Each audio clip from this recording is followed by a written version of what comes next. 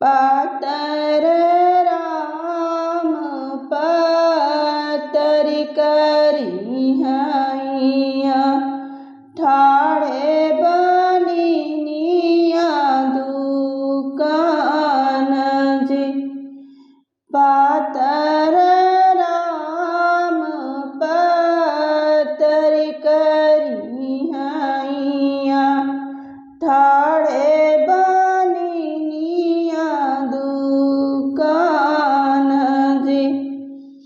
पिछवा उलटे जब चितव बनिया राम लखन दुनो ठाड़ जी।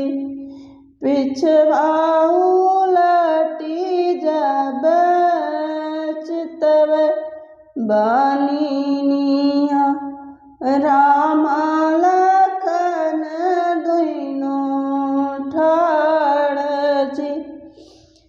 कि तू ले बारा खिरची से मिर्ची कि रे लवंगी 10 फूल जी।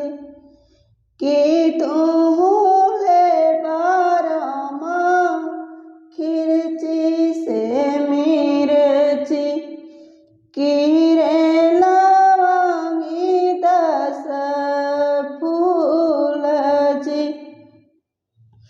कि तू ले बारा खैरा सुपरिया कि रे मघैया ढोली पान जी।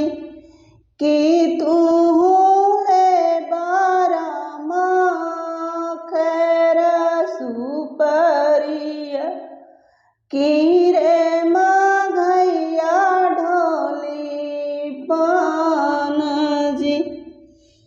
कमनी जरूरत तुम्हें लागी हो रामा आया बड़े बिनु सारजी। कमनी जरूरत तुम्हें लागी हो रामा आया सारजी। नाही हम लेबे बननी खिरची से मिर्ची नाही लवंगी 10 फूल जी। नाही हम लेबे बननी खैरा सुपरिया नाही मघैया ढोली पान जी। नाही हम लेबे बननी खैरा सुपरिया नाही मघैया ढोली पान जी। हम तो लेबे बननी सुहाग सिंदूरवा सीता बियाहन जब जी।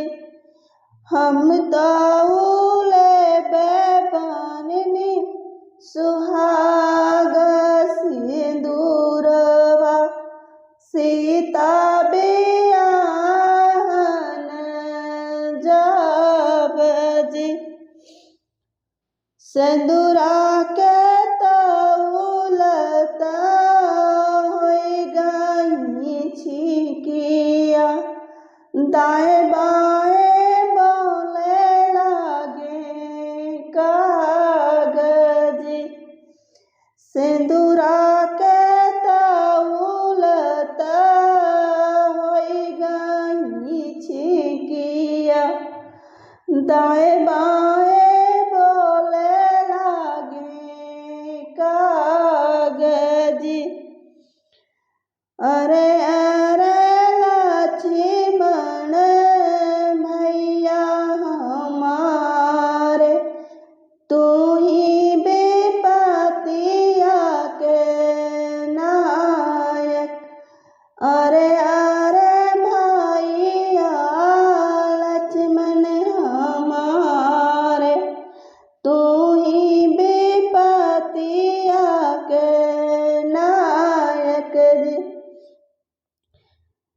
छिकिया के भैया तो करहु विचार छिकिया कवन गुण होई जी छिकिया के भैया तो करहु विचार छिकिया कवन गुण होई जी दान भला पाइबा दहेज भली पाइबा सीता दुई जिया के चांद जी दान भला पाइबा दहेज भली पाइबा सीता दुई जिया के चांद जी चटकी चुंदरिया धूमिल नहीं होई है तुहु का लिखल बन बास जी चटकी चुंदरिया धूमिल नहीं होई है तुहु का लिखल बन बास जी। धन्यवाद।